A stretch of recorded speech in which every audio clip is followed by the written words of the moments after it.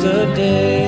En medio de una marea humana que gritaba su nombre, los Beatles parecían invencibles. 4 jóvenes de Liverpool habían conquistado el mundo con sonrisas, trajes idénticos y melodías pegajosas que desataban histeria en cada escenario. Eran el fenómeno más grande de su tiempo, el sueño británico exportado a cada rincón del planeta. Pero detrás de los focos, los viajes interminables y la perfección del mito, empezaba a crecer el cansancio, el vacío, la sensación de estar atrapados en una máquina que no se detenía. La Beatlemanía había alcanzado un punto tan alto que apenas podían respirar. Fue entonces cuando, en medio de ese torbellino, uno de ellos, Paul McCartney, se despertó una mañana con una melodía en la cabeza. No sabía de dónde había salido. Era tan perfecta, tan pura, que pensó que debía pertenecerle a otro. La tarareó una y otra vez, buscando su origen, sin imaginar que ese pequeño sueño sería el principio de algo que cambiaría su destino y el de toda la música moderna. Aquella melodía, nacida del subconsciente y de la soledad, no solo daría vida a Yesterday, sería la canción que salvaría a los Beatles de sí mismos. El punto en el que el grupo dejó de ser un fenómeno pop para convertirse en una leyenda eterna.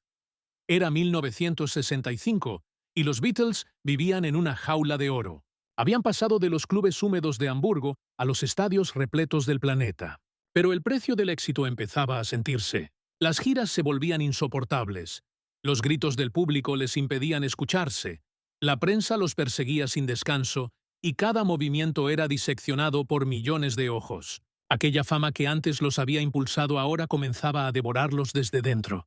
John Lennon, cada vez más cínico y cansado, se refugiaba en el sarcasmo. George Harrison buscaba respuestas en la espiritualidad. Ringo se limitaba a seguir el ritmo. Y Paul, el más perfeccionista de todos, intentaba mantener la banda a flote componiendo sin descanso. Pero algo dentro de él había cambiado. Necesitaba crear algo más profundo, algo que no pudiera cantarse entre gritos de adolescentes. Una noche, mientras dormía en la casa de su novia Jane Asher, Paul soñó una melodía. Al despertar, corrió al piano y empezó a tocarla con los ojos aún entreabiertos. Era tan clara, tan completa, que le resultó imposible creer que la había inventado.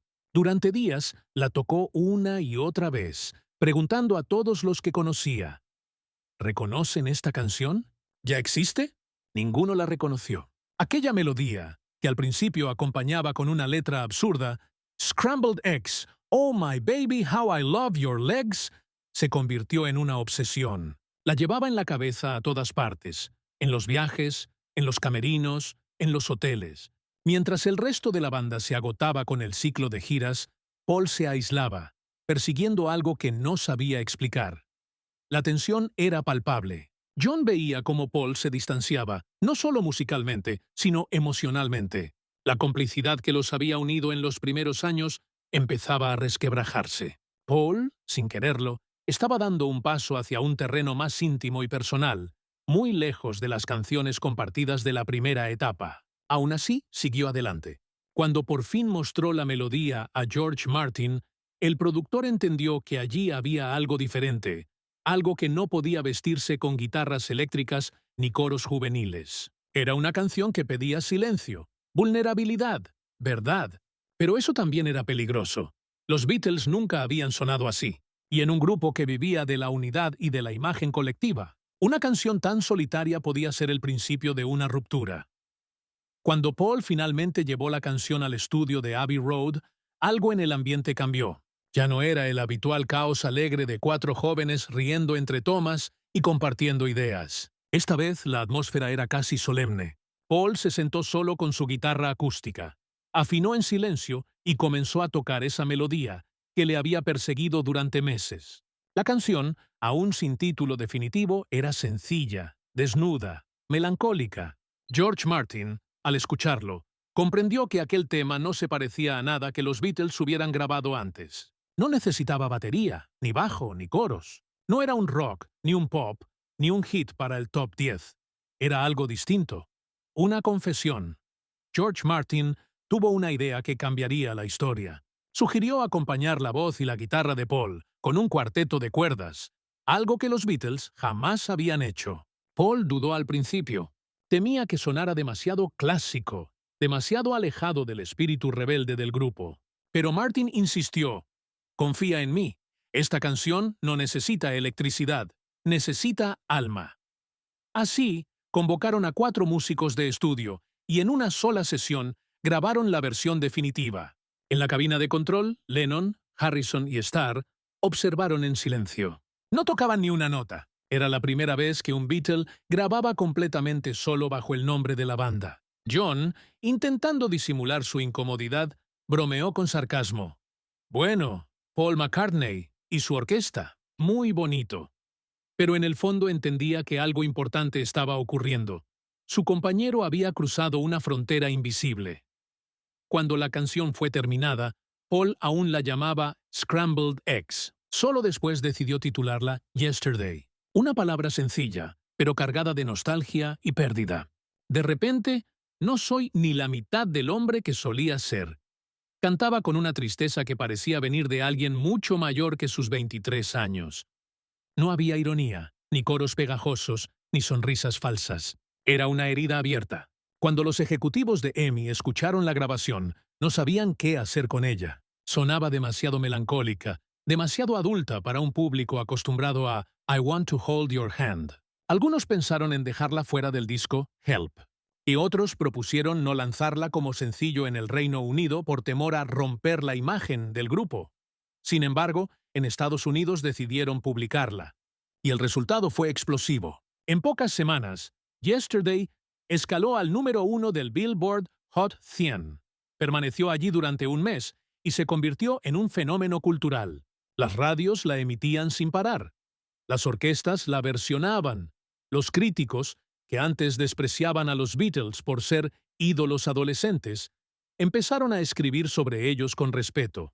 Por primera vez, la banda no solo era popular, era respetada. La canción demostró que podían trascender el rock y entrar en el terreno de los compositores clásicos, que podían ser tan poéticos como Dylan y tan sofisticados como Gershwin. Mientras el mundo entero se rendía ante Yesterday, dentro del grupo empezaban a notarse grietas. Lennon, que siempre había competido creativamente con Paul, se sintió desplazado.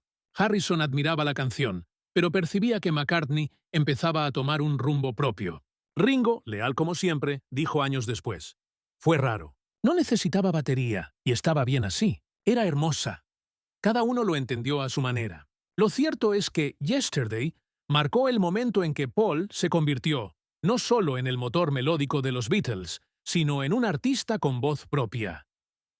La canción fue incluida en el álbum Help, casi como un cuerpo extraño, una pieza íntima dentro de un disco repleto de energía juvenil. Sin embargo, el público la abrazó de inmediato. En las giras, Paul no podía tocarla en vivo, no había cuerdas, y el resto del grupo se negaba a acompañarlo en un tema que no sentían suyo.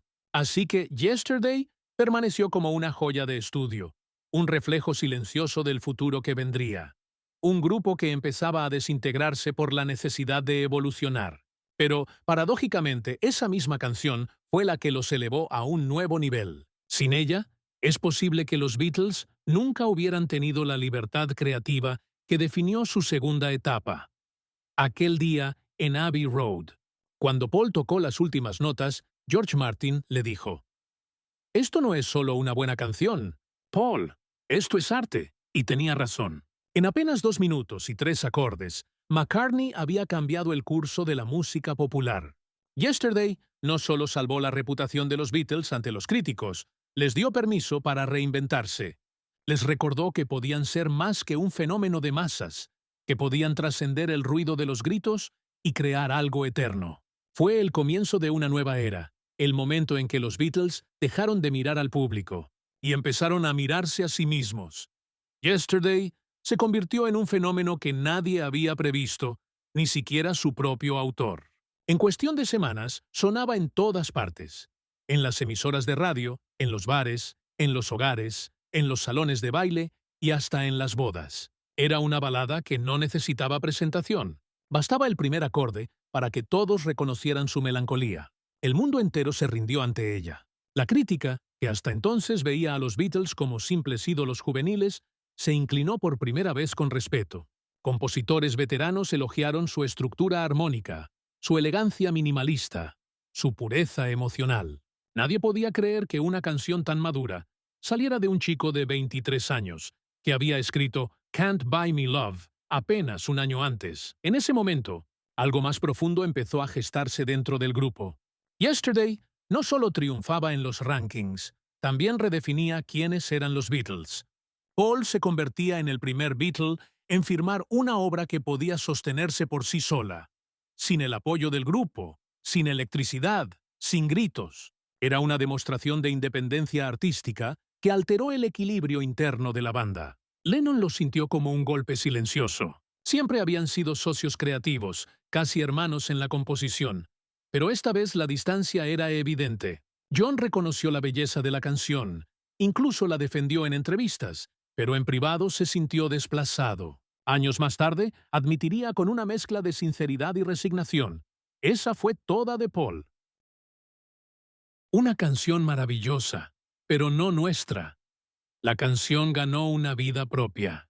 En América, artistas de jazz, soul, country y hasta música clásica comenzaron a versionarla.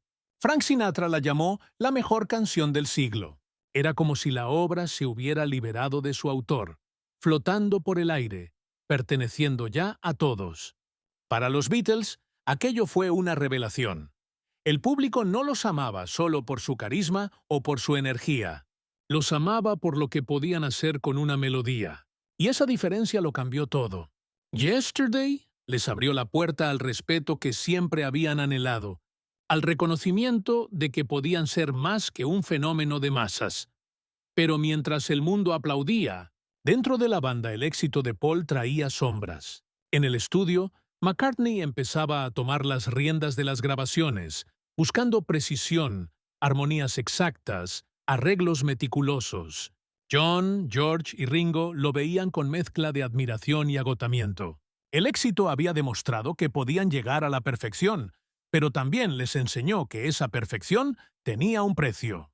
En ese punto, sin saberlo, la canción que los elevó al cielo comenzaba a separar sus caminos.